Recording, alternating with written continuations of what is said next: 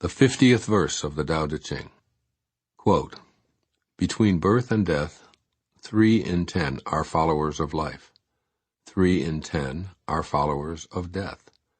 And men just passing from birth to death also number 3 in 10. Why is this so? Because they clutch to life and cling to this passing world. But there is one of 10 that say, so sure of life, that tigers and wild bulls keep clear. Weapons turn from him on the battlefield. Rhinoceroses have no place to horn him. Tigers find no place for claws. And soldiers have no place to thrust their blades. Why is this so? Because he dwells in that place where death cannot enter. Realize your essence, and you will witness the end without ending." Unquote. Living as an immortal. In this passage, Lao Tzu asks you to change the way you look at your mortality. The Tao teaches that death is an insignificant detail that doesn't need to be consciously struggled with or dreaded.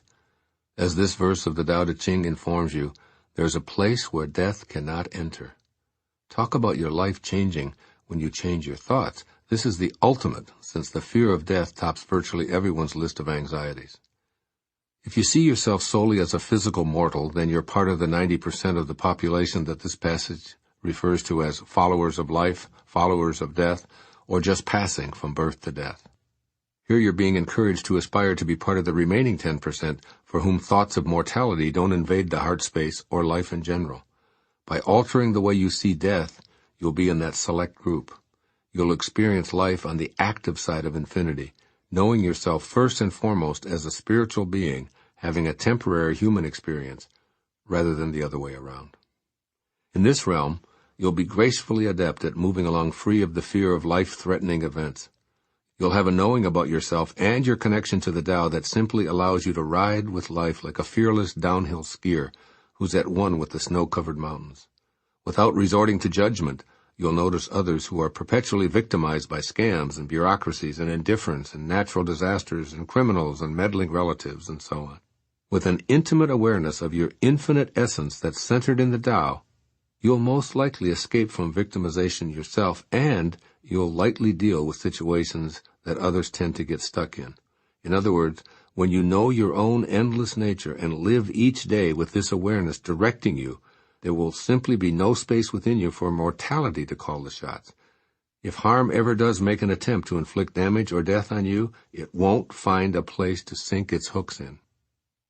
Change how you think about death by seeing your essential spiritual beingness, and you'll be able to enjoy this world without the dread caused by believing you are of it. When you know your immortality through the flow of the Tao, you won't even need to assign it a worldly concept or formal religion. And when the time comes for you to remove the worn-out coat you call your body, Lao Tzu says, quote, "You will witness the end without ending." Unquote. Contemplate the teachings of the Tao Te Ching and realize that you can never really be killed or even harmed. With this view of life, you'll be able to clear your inner battlefield of the army of beliefs that continually try to march on your essential self. Fear and dread are weapons that can't hurt or threaten you. Even the natural elements symbolized by rhino's horns and tiger's claws can't inflict damage because they butt against and tear at a space that has no solidity for them to inflict pain. You dwell in a place that cannot be penetrated by death. No longer are you clutching at the 10,000 things and treating your short journey from cradle to grave as your one and only ultimate life experience. Now you're the infinite Tao, living your real essence. Although Lao Tzu lived 25 centuries ago, he is still very much alive. I feel him urging you to heed the following bits of wisdom. First, create affirmations. Remind yourself, no one dies, including myself. Affirm that you can never be harmed or destroyed, for you are not your body. If you stay connected to this reality, you'll automatically deflect dangers that may have previously been able to invade your physical space. For example, as the Indian saint Muktananda lay dying, his devotees are said to have surrounded him, pleading, "Please don't leave." Muktananda replied, "Don't be silly. Where could I go?" The great Swami realized his true essence and knew that he was at an end without ending. And secondly, die while you're alive. In your imagination, contemplate the death of your physical shell. Visualize it lying there lifeless and observe how you, the witness, aren't identified with this corpse. Now bring that same attention to your body as it gets up and goes about its daily tasks. Nothing could harm your human form when it was dead, and nothing can harm you now because you are not that body. You are the invisible, witnessing essence. Remain in this realization, knowing that you've experienced the death of your earthly container as your primary source of identification. In this new awareness, you're impenetrable and free. Here's how Leonardo da Vinci expressed the message of this verse of the Tao Te Ching. Quote, "While I thought that I was learning how to live, I have been learning how to die." Unquote. Do this now while you're still alive. Do the Tao now. This Tao exercise is an inner vision quest in which you picture yourself as immune to harm.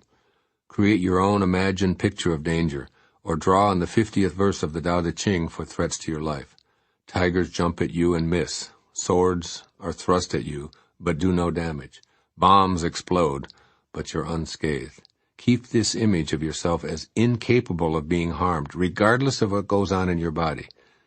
Then use this witness to your immortality vision to help you activate dormant protective forces that will accommodate you in fulfilling what you've imagined.